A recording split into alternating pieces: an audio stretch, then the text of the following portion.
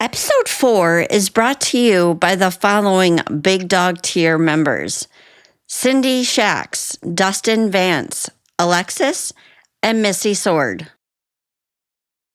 Are you looking to be more involved in the Dog Pound community? If so, please visit patreon.com/dogwithabone. For just $1 a month, you can help support Dog with a Bone's mission. Please visit our page to learn about the multiple tiers that will give you access to behind-the-scenes content, outtakes, documents, photos, videos, and live monthly events with me. I thank you for your continued support and consideration. Warning: this episode contains adult content and listener discretion is advised. All views and opinions expressed by Dog with a Bone guests are their own and do not necessarily reflect those of the host or the contributors.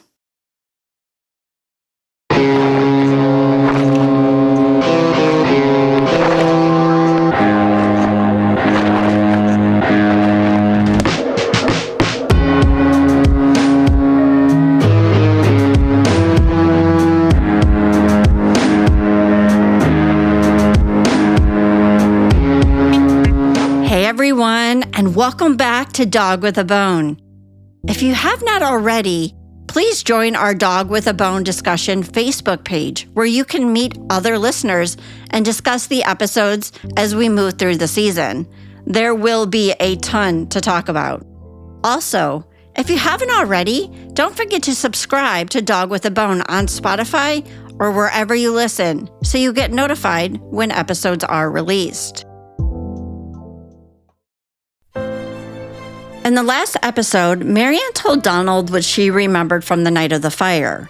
Marianne said that she was doing taxes at 11 p.m., explained how her and Kenny escaped the fire, and that they went to the neighbor's house for help in calling 911. While I was back in Jeffersonville, I was able to connect with several neighbors. One stop we made was to the local bar called the Village Pump, and I met a local resident named Kat, who remembers where Marianne and Kenny actually were. It seems Marianne must have forgotten this part of her story. I was working the night, and they were in here that night. I don't know what time they left because I left for them. And what time did you? Oh my God! Because it was a school night. I probably 10 o'clock because I was working back then. I mean, it was a school night. So where's Mackenzie? Home by herself. They would keep her. I knew she was home by herself. How do you know that? Because they always left her by herself. They always did. Did they tell you? If someone says to me, well, how did you know? How did you know? Because one time I said, "Where's Mackenzie?" And she's like, "Oh, she's in bed." I wouldn't leave my kid by herself in bed. So she did say that. Yeah. So they would come in during the week, stay here during. Did they drive here or walk here? No, walk. They always walk. This is a critical piece to the puzzle. We now know that Marianne and Kenny were out at the local bar until at least 10 p.m. According to Kat and the bartender, both Marianne and Kenny were seen at the bar, leaving Mackenzie at home. Remember, she is only 8 years old. Marianne and Kenny walked to and from the bar, so why was Kenny's truck in the way, with the doors open and the keys in it? If Marianne says she was home doing taxes at 11, Jamie came over to pick up some pizzas, she went up and tucked Mackenzie in bed, and then her and Kenny went to sleep as well. Who had time to move their truck? And why? When I was at the crime scene, Mary and I walked house to house, talking to neighbors who lived there. One question I had from the very beginning was who actually called 911? We know Marianne did not call 911 using the phone in the truck, nor did she run to the fire department a block and a half away. So, what did she do when she escaped the fire to get help for Mackenzie? I spoke to one of their neighbors, Jamie, who remembers Marianne and Kenny knocking on her door. Jamie lived kitty corner and one house down from Marianne. From her front porch, she could see their house. Here's Jamie. There was banging on the door, and my ex-husband and I had got up, answered the door, and it was Marianne and I think his name is Kenny. They were at our door, and they said that their house was on fire. And that's all they said. So my ex-husband had said, okay, do you need us to call 911? And they said, yes. I believe the next door neighbor had already called 911 by that point, but we went ahead and called. And they were standing there in the doorway, and she said, do you have any shoes that I could wear? And I know it was summertime. And I said, yeah. So right next to the door in the next room, I had several pairs of sandals. So I hurried up and got a pair for her, and she said, I don't think these are going to fit me. Do you have another pair? And I thought, your house is on fire. Like, who cares? Right. I didn't say that to her, but that's what I was thinking. So gave her a pair of sandals. They walked out the door. I don't know whether they ran over there or walked over there. We were just trying to get ourselves together to go outside. And so when we went over there, Kenny was standing in front of the house, but more like on the edge, and he was talking to like neighbors, just very nonchalantly, like no big deal, which I told my ex-husband, I thought this whole thing was really weird. It was really kind of sketchy. But hold up a second. Didn't Marianne say that Kenny is 100% deaf without his hearing aids and that he didn't have his hearing aids in when they escaped the fire? So how was Kenny out there talking to the neighbors and having conversation if he couldn't hear? Let me just back up a bit. So they come knocking on your door, and Marianne's with Kenny, correct? Yes. And are they just like knocking? Are they pounding? Are they ringing the bell? They were pounding on our door. So you come to the door, and what are they dressed in? I know Kenny had shoes on, but she did not. And I honestly feel like I would have remembered if they were like in PJs of some sort. I know it wasn't anything like, lounge wear that you would go to bed in. I thought the shoe thing was kind of weird, that you were asking for shoes and then you pointed out that these aren't going to fit you, that another pair. I'm sorry. My kids, if they're ever in a house that's on fire, that is the last thing I'm thinking about is shoes and which ones are going to fit. I wouldn't care. God forbid. And I think that's the odd thing. I thought that was a little odd, but didn't really think about it because we were just trying to rush over there and help however we could. Did they seem like they were out of breath, that they just escaped a fire? They were, smelly like fire, hot? Did they look or appear like they just escaped this fire to you? No, not at all. So they look normal, like they just walked out of the house? Yes. Not like they just escaped for their life? Right, I don't remember an overwhelming smell of smoke on them. They were fully dressed, fine, no panic. They didn't huffing and puffing. They're good. None of that. No cuts, no bleeding, no, we just broke through glass. Nope. Marianne and Kenny claimed that they were sleeping at the time of the fire. So if that is true, how are they dressed in normal clothes? Boots on, no cuts or bleeding that required any medical care, and didn't smell of smoke. That doesn't sound like they just escaped for their life, does it? But wait, didn't Marianne tell Donald that Kenny was in his boxers, and yet all the neighbors recall him being fully dressed and had on boots? So you go over there, and he's just kind of standing there at the edge of the driveway, the road area?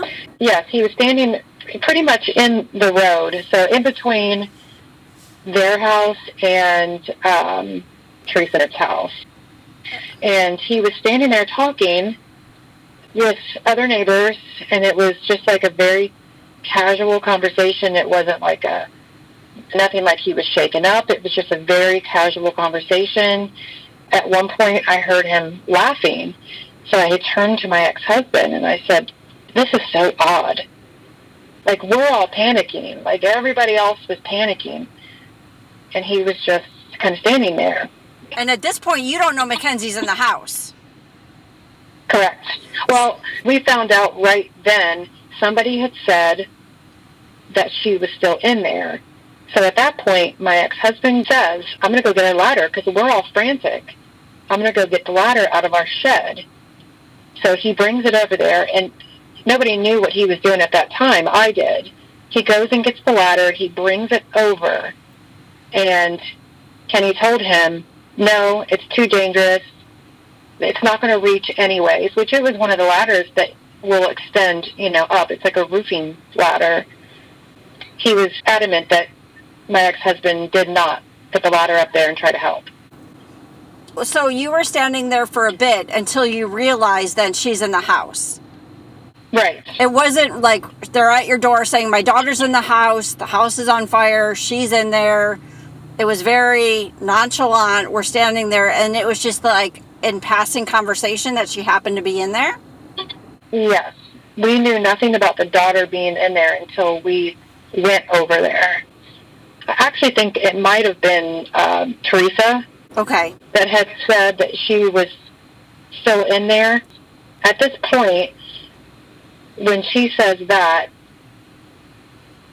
Marianne was in the house making calls, is what Teresa had said. That she was in the house making calls, may have been to Donald.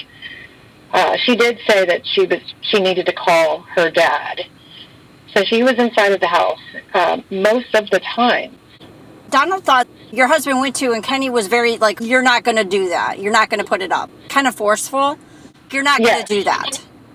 Yes. Like, he didn't want the help. He didn't want to try to figure it out. Is that fair? Right. Yes. He wasn't trying to problem solve on how to get Mackenzie out. Right.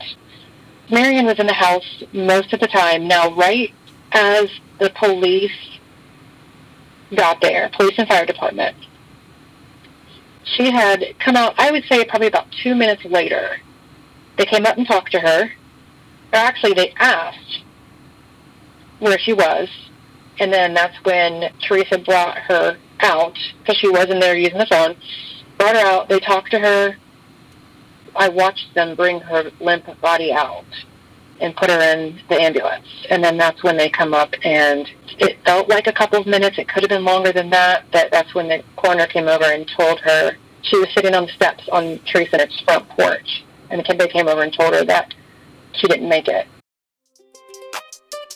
Did you catch that? It doesn't sound like Marianne was detained, according to Jamie. Marianne was in Teresa's house before they even arrived to, quote, detain her. My question is, why wasn't Marianne standing outside pointing which bedroom window was Mackenzie's that her bed was right under? Go back to what Aaron said. He said that they had no idea her bed was under the other window. Geez, that would have been very helpful to know if you wanted her to be found. And what was her reaction? She was crying. Not hysterics, but she was acting very upset. Why do you say acting? I just don't feel like this was the whole thing. Just felt like there was no sense of urgency in getting their daughter out. Just her being in the house. I guess me being a mom of two, it wouldn't have mattered. I would have been in that house getting my babies. And at least yelling up and down. One of the questions I have is, when I was there, I walked to the fire station that had that phone on the building that she could have easily just picked up and called 911. Right. And it's literally a block. A block, yeah. Right. I guess, to me, I always thought about this, them going to multiple houses, even though they woke up the people next to us. Like, if you're looking at our house to the left, they had already called 911, so they talked to them. They were already up. And then them going to different houses, and even down the street, I did hear that they were going to houses even further from us.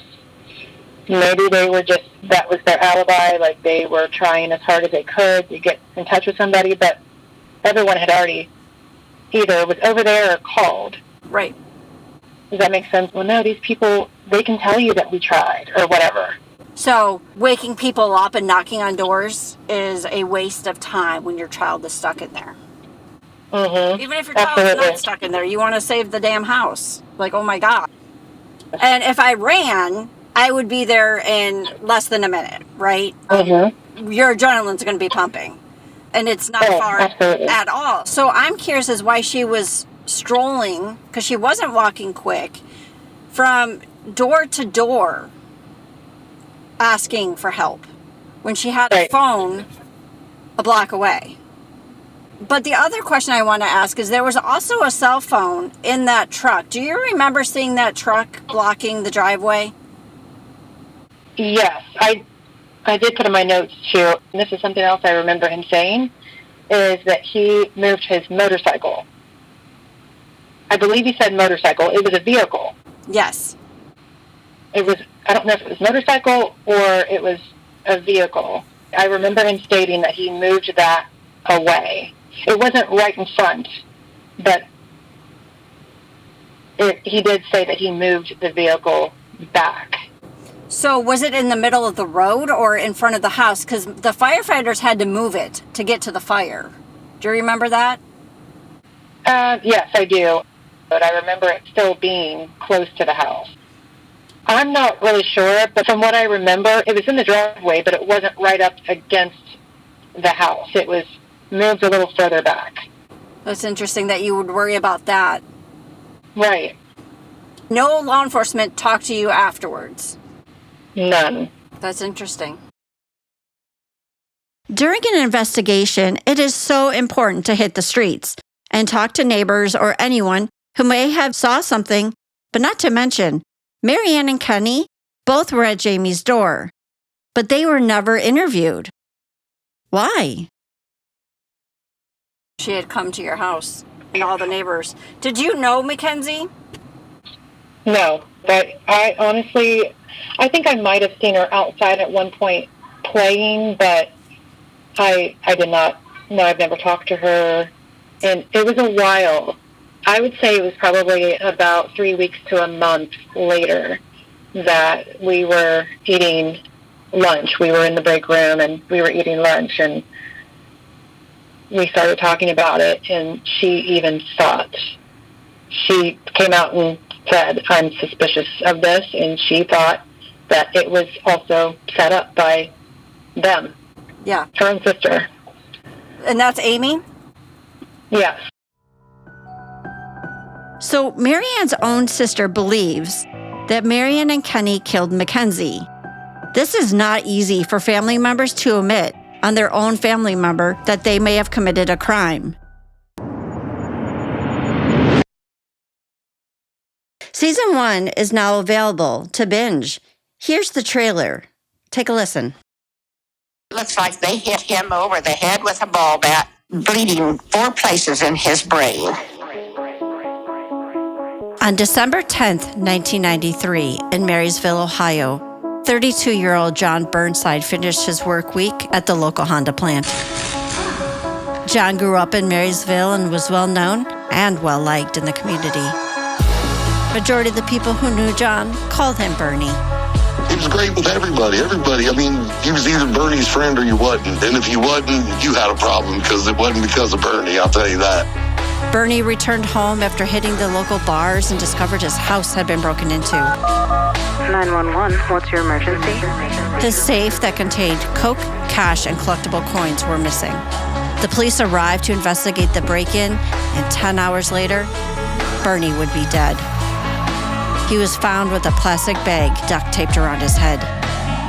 And they said that there was a lot of makeup used, that his face was bruised. Do you recall that? After I embalmed him and was getting ready to put him in the cast, of course, you cover up all the bruises and things like that. They said, well, he has no marks on him or anything. I said, he certainly does. And I wiped it off so they could see it.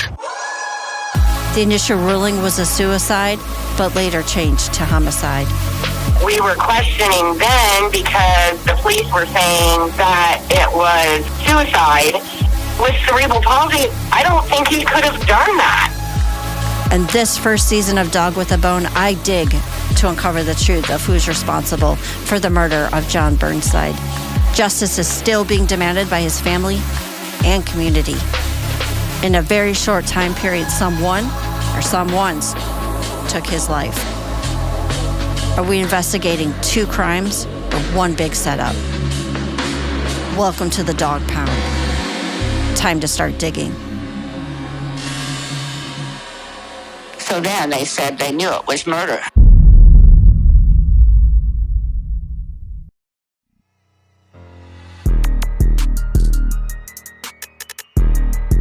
And as Mary and I made our way around the blocks, I was able to speak with Teresa, who was the house across the street from Marianne.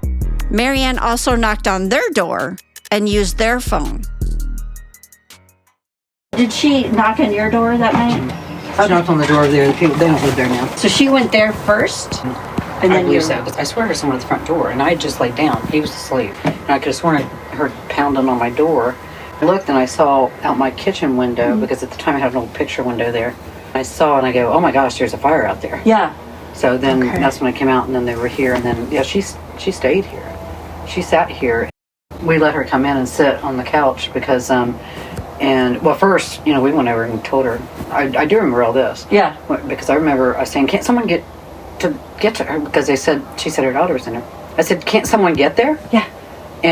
And we went to this hill, and it was so hot. It was so intense. It would burn your face to stand on this hill right here before the cars here. Before the firefighters came? Yes. Okay. Yes. That burned fast and hot. Well, what I was thinking about, though, was later I found out different things, and it just made me wonder the back of it. What about the back of it? It wasn't burnt. Yeah. That's where she came out. I heard he was a fireman. Supposedly. Had been a fireman? Yeah, there's different stories on Oh, that. yeah, I know. How long was she in your house? I know she was sitting here with my blanket on her for a while. She sat on the couch and she was trying to call her ex. It was her dad. She was trying to call him from your phone? Yes, she did. She reached him? From my home phone, because I had a home phone at the time. And he was working. I think at first she couldn't get a hold of him, then he called back. Okay. But he was at work. I think he was like security at one of the places in courthouse, one of the bars or something. Yeah, okay. At the time. Did she tell him that Mackenzie was in the house at that point? I think so. We thank Teresa for taking the time to speak with us. I then circled back with Donald about this call that Marianne had made to him. And the first phone call the mom made, wasn't to me. Because the witnesses told me that she was in their kitchen when she called me on the phone. And it's sad because when she called me, she said, hey, my house is on fire. Then she said, and Mackenzie's still in there. And I started cussing. I said, what the fuck are you doing? Get off the fucking phone with me. Get my fucking kid. Save my fucking daughter. Why are you fucking talking? And then she hung up. Oh, jeez. Okay. The guy was standing in his kitchen when that phone call was made, heard me cussing her and everything. He said she never moved. Sat right there at the kitchen table and never moved after she hung up. And he said the sad part, Donald, is they were already loading your daughter up in the ambulance when she was telling you the kid was still in the house. The last neighbor I wanted to speak to, and I am so glad that she reached out, her name is Cheryl. She lived right behind Marianne and Kenny's house. Cheryl tells me what she remembers of that night and what happened the next day. It has been all these years, and anytime it comes up and is talked about, I'm going to cry. Because I was there. My house was right there. So when you went and visited the site of where the house used to be, that barn was part of my old property. Okay. So, I was there from the time that they started to fight the fire to go in to find Mackenzie, from the time that somebody finally in the street yelled that there was a kid still in the house. It is a very sensitive, emotional. I knew her. I knew the family. She would come over and play with my daughter. Some of the things leading up to the incident, there was a string of things leading up to what had happened. And I was there that night when they brought Mackenzie out. Not her mom, not anybody. I was. And that should never have happened to her. I asked Cheryl, what kind of incident or changes did she notice? Changes in behaviors. I'd known Mary Ann for a long time. I know her family, and even prior to her getting with him, she'd come home, we'd talk. If I saw her out or she saw me out, the girls, there was a 2 or 3 year age gap between Shelby and Mackenzie, but we had a swing set in the backyard, and she'd come over and the 2 girls would just play in the backyard, and run around. And then all of a sudden, things just changed. Mary Ann wasn't allowed to talk to anybody anymore. It was, you very rarely saw her. Mackenzie, she wasn't allowed to come outside to play. She wasn't allowed to come over. The last time I saw Mackenzie before this happened was she was standing on the front porch, just peering around the side of the house down towards our house. I can't even explain this look on her face. I can't. I mean, there was something wrong. I just couldn't pinpoint what was wrong. And by this time, people had already started talking that, there was potential abuse of Mary Ann and Mackenzie, and the boys never stayed there because they didn't like Kenny. So when you're talking about changes in behavior for Mary Ann and Mackenzie, how far away was that from the fire? Are we talking a few months that this was changing? Was it a few days? It was a matter of about a month and a half, maybe 2 months. Within 2 months, things changed noticeably for... Yeah, oh yeah. Well, if you lived there, yes, you could see it. I mean, we would see him all the time. We would talk to him all the time, and then it just stopped. I want to point out that Mackenzie moved in full-time with Mary Ann and Kenny starting in January. So from January to April, that would be about the time that things were changing. Why do you think it stopped? I couldn't tell you. Okay. I really couldn't tell you. He was an asshole. One of the things that I'm looking to find out more is the night leading up to the fire and the day after, right? And at the fire, kind of everyone's reaction. I've talked to, Teresa and Jamie, and so I'm just gathering from people who, lived there, who saw things, who heard things, who it didn't sit right? With so many people there. My question for you is, did Mary Ann come knock on your door? No. Go back to Mary Ann's conversation with Donald. Mary Ann said that the first house she went to was John's. That would be John and Cheryl's house. My question is, why do we need to lie about which house we went to? John and Cheryl's house was literally the closest house to bang on their door and get help. But it sounds like she didn't do that. And I'm sorry. She was sitting 3 houses down on somebody's porch when they're pulling her child out of the house. So why am I, as another mother, standing in the backyard trying to get to your child in a burning house, and you are sitting on somebody's porch watching this house burn, knowing your daughter's in there? And the story's changed, because first they said she came to the front door. Nope. Front door, our bedroom was right by the front door. So if you were knocking on it, we were going to hear it. You didn't go to the back door because that was my German Shepherd's bedroom. So if you would have come to the back door, he would have started barking. He didn't start barking until he saw the flashing lights. Did you run out the door? Oh, I ran out the door. Yeah. That's what you Because would do, right? we did not know at the time. I screamed at John, got him up. We went out the front door. The neighbors across the street were coming over. The firefighter, McCarty, he had told John that he couldn't make any promises about the barn. So, the house was that close to the barn. And they said he couldn't make any promises. And if there was anything that needed to get out, if there was gasoline in there, They were trying to assess the situation. You didn't witness Marianne, Kenny running up and down the street, talking to David McCarty, waving her arms. My daughter's in there. Get my daughter out. Nothing. I heard the firefighters yell that there was somebody still in that, because we were in the back, in our backyard at the corner of the house that was burning. And then all of a sudden the guys started yelling that there was somebody still in the house, that there was a child still in the house.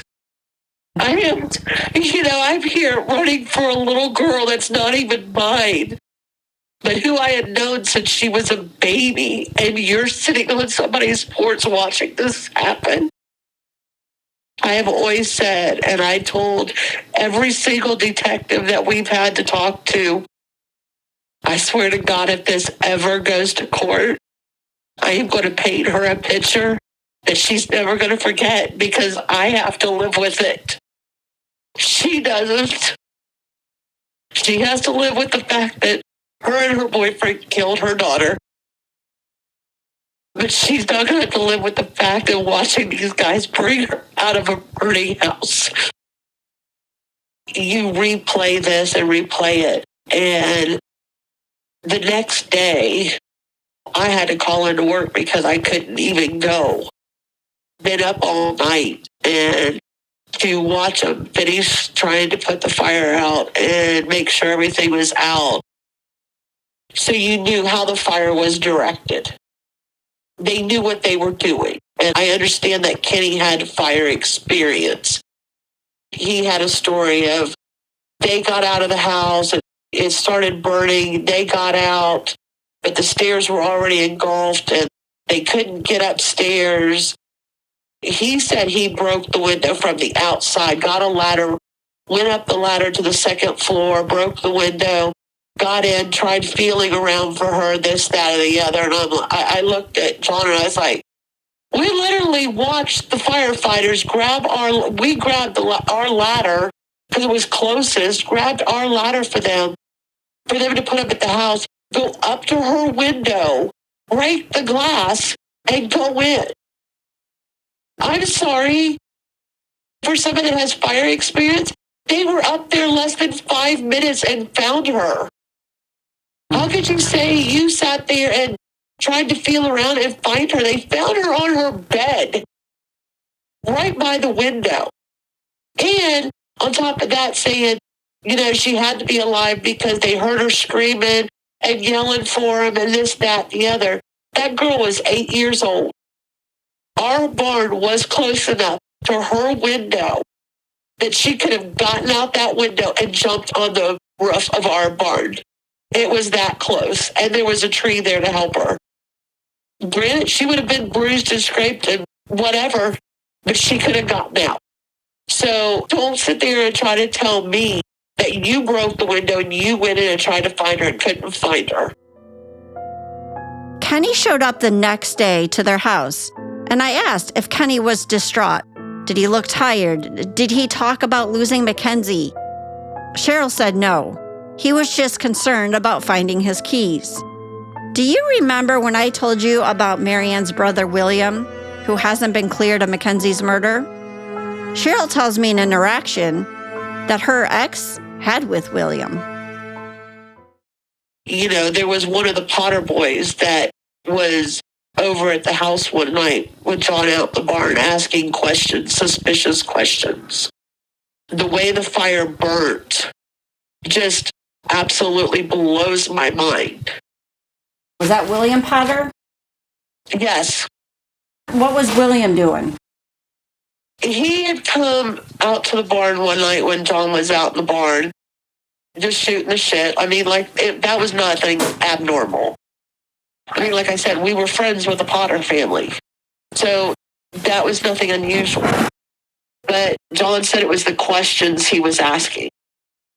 Things like, do you think they could tell what type of accelerant was used? Because this was when it was already marked as an arson. But of course, they put the arson signs up and then they'd be gone. They put another set up and they'd be gone. But just questions like that. And John found it kind of suspicious. And John actually tried to call the sheriff's department and give them that information. There is also a second neighbor who recalls William going around the neighborhood asking those who were there at the fire about the investigation and what they knew. But what really is concerning? He said he had William move the truck because they knew they were going to need a vehicle. He put William there? Yes. Oh my God. And so at some point, William had also said that he was there because he moved the truck. And then gave Kenny his keys. What? Yes. Holy shit. Yes. Kenny puts him there and William puts himself there at the time of the fire? Is your mind spiraling right now? We have William at the scene of the crime and moving a truck for Kenny. My question is, why is William there? How come he couldn't help try to rescue Mackenzie? And why didn't the neighbors see William out there that night? Marianne does not mention that William was there. She only talks about Jamie. So I want to point out now that we have 4 people that were in that home just 2 hours before that fire was started. Marianne claims she knows 100% without a doubt Mackenzie didn't suffer. So I want to know why Marianne is so confident that she did not suffer. The only way to find out the answer to this question is the autopsy report.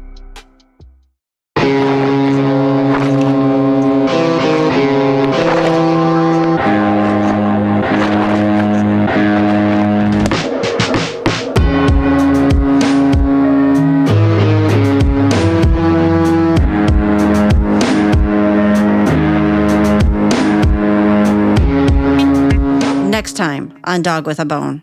Hi, I have an appointment to meet with Sheriff Stanford. Dog with a Bone is hosted by Melissa Sandberg, investigated, produced, and written by Melissa Sandberg. Additional writing by Caitlin Sandberg. Edited by Jason Sandberg. Theme music by Alex Yukich. Dog with a Bone is a Sasquatch production.